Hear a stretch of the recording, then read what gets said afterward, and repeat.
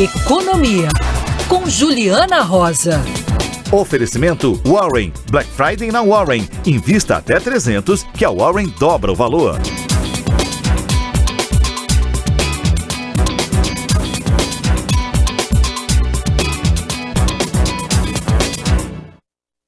Hora de conversar com Juliana Rosa. Segunda-feira é o dia que a gente pode conversar de maneira mais prolongada e é dia da divulgação do boletim Focus, em que instituições e economistas fazem previsões para a nossa economia. São boas as notícias ou a 200ª, 30ª revisão para baixo do nosso PIB? Juliana, bom dia. Tipo isso, Megali. Bom dia pra Sheila. Bom dia, Carlinhos. Você fez muita falta. Ai, saudade de você. Também. Trouxe meu café aí?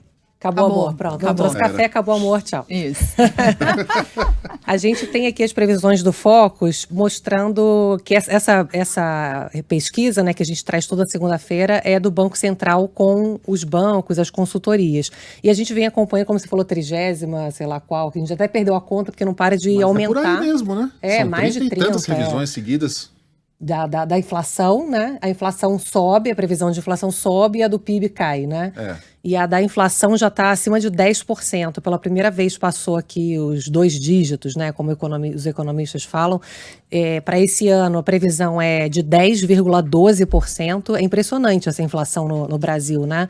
Porque a gente falava no meio do ano que as previsões estavam na casa de 6,5%. Então, o negócio foi surpreendente.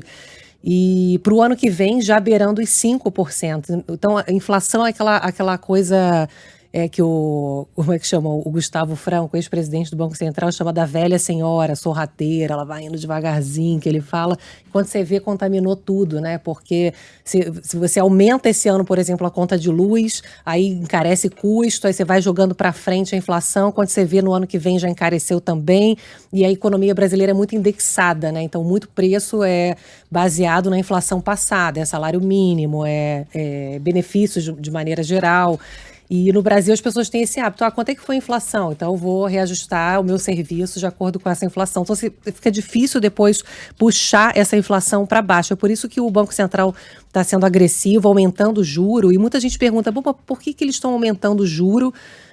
Já que tem pouca gente para comprar e os caras aumentam o juro para poder segurar consumo, encarecer crédito e aí com isso segurar repasse de preço, porque tem pouca gente hoje consumindo, porque é uma inflação hoje que é muito mais uma inflação de custo do que uma inflação de demanda, né, como os economistas gostam de chamar. Então, tem pouco consumo, mas a inflação mesmo assim sobe. E aí o Banco Central, aqui pelas projeções, vai subir mais os juros, segundo essa pesquisa, até 11,25% da taxa Selic no começo do ano que vem. E aí, com isso, vai derrubar mais o PIB para 0,7%, é a previsão agora dessa segunda-feira. Na segunda passada, a gente falava em alta de 0,93%. Então, você vê que vai minguando a previsão de PIB conforme a inflação sobe, o Banco Central aumenta juro e, com isso, desestimula o consumo e cai mais ainda a economia. É verdade que isso é um debate mundial. Por que o Banco Central tem que subir tanto juro,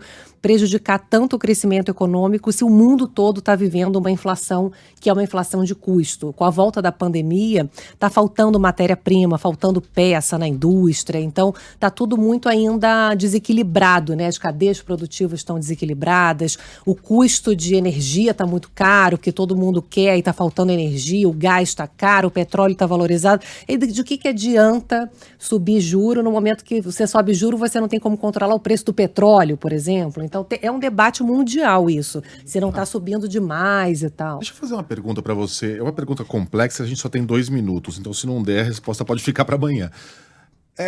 Quando é que a gente passa o ponto de não retorno da inflação? Quando é que a gente não consegue mais controlar a inflação com medidas como aumento de juros, estabilidade econômica, que aí a gente vai precisar do pacote? Plano verão, plano Collor, plano cruzado, corta 3 zeros. Quando é que a gente chega nesse momento do caos, do descontrole? Eu acho que assim, a gente não está nesse momento do caos justamente porque a nossa diferença pro mundo, quando você olha as previsões de crescimento do mundo, de inflação do mundo, tá todo mundo com uma expectativa de crescer menos e ter mais inflação, só que a gente está pior do que o mundo, do que outros países emergentes também, porque a gente tem essa discussão aqui no Brasil de que a gente está gastando mal o dinheiro público, né?